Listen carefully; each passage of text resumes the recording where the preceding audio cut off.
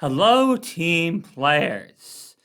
For today's video, I'm doing a video that I probably should have done ages ago when Player Core 1 first came out. But we've got brand new familiar abilities from both Player Core 2 and the Tian character guide. So, it's time to cover familiar abilities.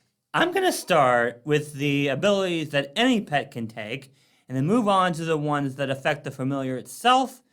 Most of the abilities that all pets can take have to do with speed.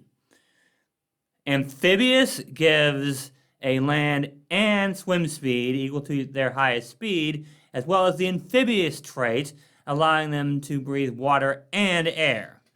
Burrower gives the familiar a 5-foot burrow speed. Climber gives a climb speed of 25 feet.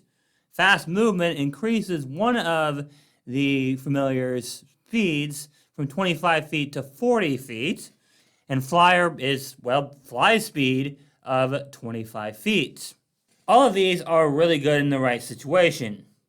Amphibious allows the familiar to scout ahead even underwater, which is very good. Burrow and climb speeds allow the familiar to stay out of trouble, as well as a fly speed. You can give your familiar dark vision or echolocation. Echolocation allows the familiar to use hearing as a precise sense within 20 feet. Again, very useful, especially if you don't have dark vision, and you're definitely not going to have echolocation.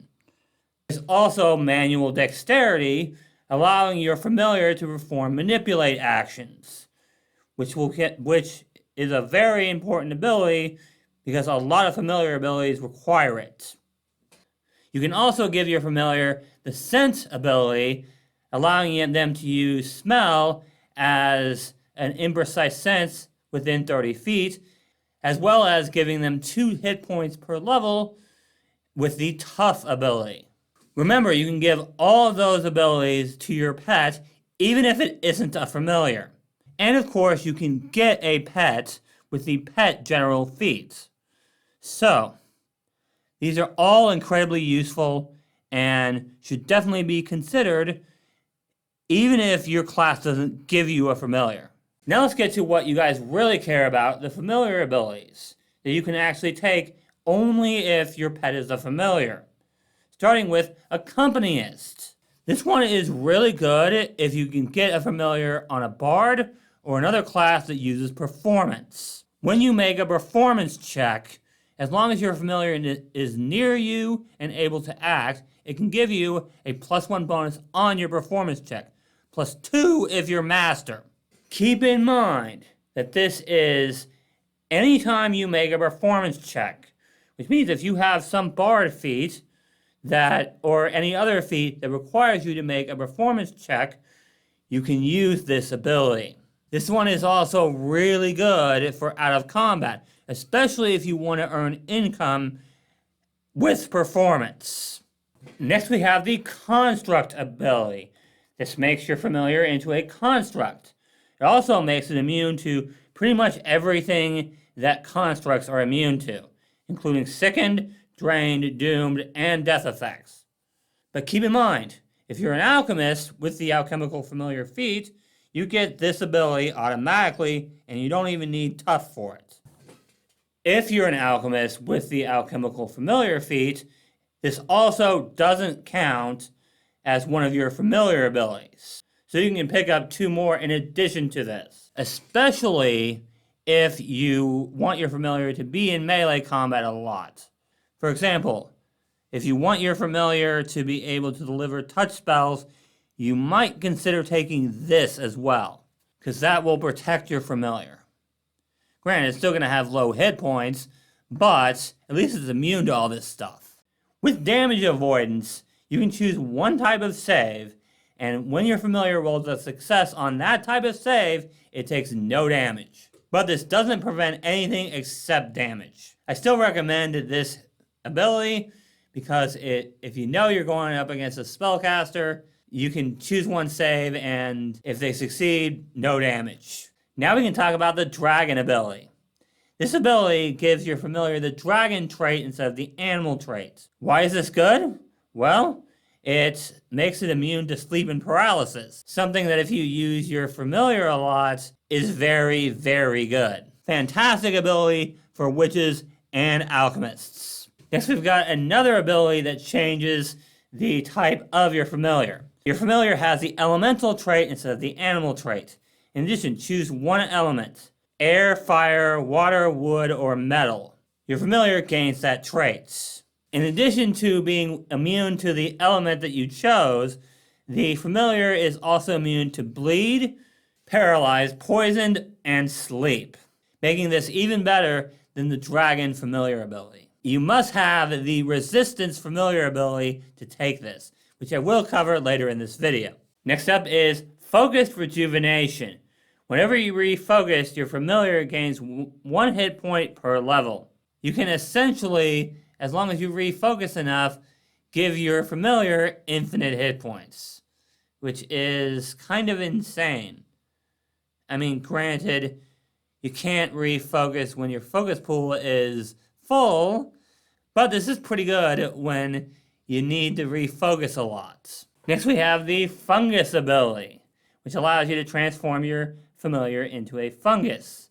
But I really don't see much point to this familiar ability. As far as I can tell, there's no remastered familiar ability that actually requires this. In addition, it doesn't really give you any additional effects, unlike the dragon and elemental abilities.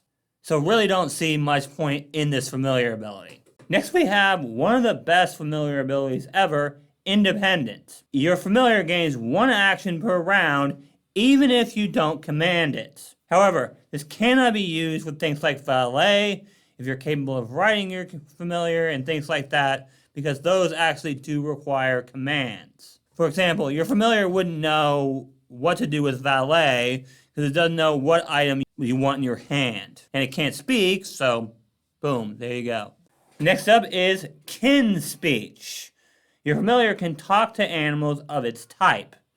However, you must have the speech ability and be at least 6th level to take this familiar ability. Also, your familiar must be an animal in order to take this, which means alchemist familiars can't take this, and you can't take any of the familiar abilities that change your familiar's type if you want this. Especially in early game, talking to animals is especially useful, especially if the party does not have a druid. Now let's talk about resistance and major resistance. Your familiar gains resistance equal to half your level, and for major resistance, your full level against acid, cold, electricity, fire, poison, and sonic. Can be very good for keeping your familiar up, which if you use your familiar a lot, could be incredibly useful. Master's Form is a pretty interesting roleplay option. Your familiar can transform into a humanoid with your ancestry. It has the same gender and all that of its original form, but it always has some trait of its original form, such as a cat's eyes or a serpent tongue. It takes the same form every time it uses this ability, but otherwise this functions as humanoid form. This change is also purely cosmetic. It doesn't gain any new abilities. However, the familiar must have the manual dexterity and speech abilities to take this ability. You might use this to have your familiar set off a trap instead of you, or trick people. It's pretty darn handy outside of combat. Next we have an ability that, if you can get a familiar on a rogue, would be amazing. Partner in crime. Despite being a minion, your familiar gains 1 reaction per round, but it can only use it to aid you in deception or thievery. It still has to prepare to help you as normal for the aid reaction. However, it automatically succeeds on this check, and it automatically critically succeeds if you're a master in the skill in question. Basically, your familiar can help you like unlock doors or trick people with deception. It's pretty darn handy to have just an automatic aid. And like I said, if you can get this on a rogue, this would be amazing. But that would require one of the familiar archetypes. You can also use this on any character that's trained in these skills, but it's much better if you can get this on a rogue. Next, we've got the plant and plant form familiar abilities. The plant familiar ability just makes your familiar a plant. The only way that this is useful is for plant form. With plant form, your familiar transforms into a tiny plant that is similar to its nature. This otherwise functions as one with plants. But your familiar must have the plant trait to take this familiar ability.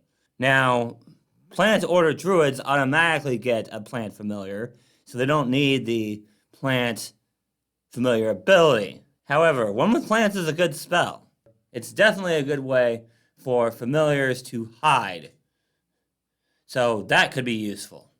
If you want your familiar to be able to scout ahead, this is definitely one to pick up. Otherwise, you're probably better off taking something else. Next, we have one of my favorite familiar abilities, Skilled. Choose one skill. Your familiar's modifier for that skill is your level plus your spellcasting ability modifier rather than just your level. You can select this ability multiple times, but obviously you're going to pick a different skill each time. This is one of my favorites because you can pick any skill.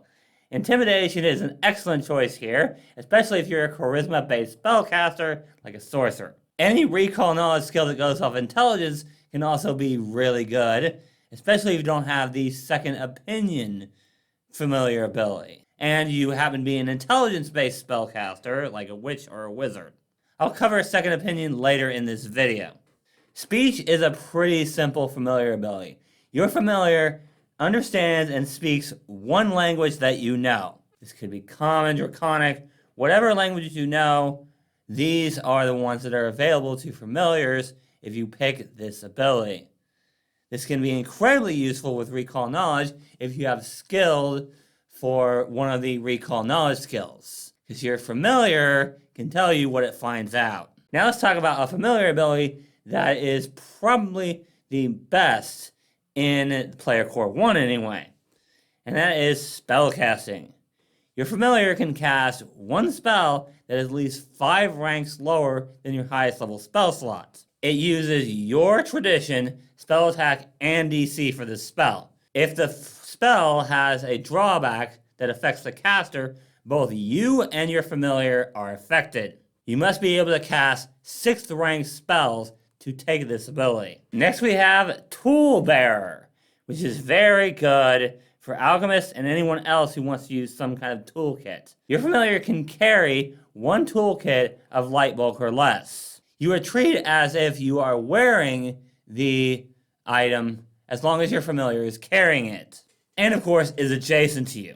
In other words, you can draw them as part of the action that requires them as long as this is the case. Your familiar must have manual dexterity to take this. With touch telepathy, your familiar can communicate telepathically with you by a touch. If it has the speech ability, it can also do so with any creature that it shares a language with. In other words, your familiar can talk to the party without giving away anything.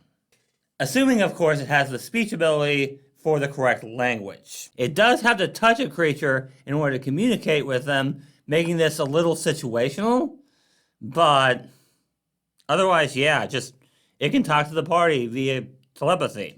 And then we have Valet. Your familiar doesn't take its 2 actions immediately upon being commanded.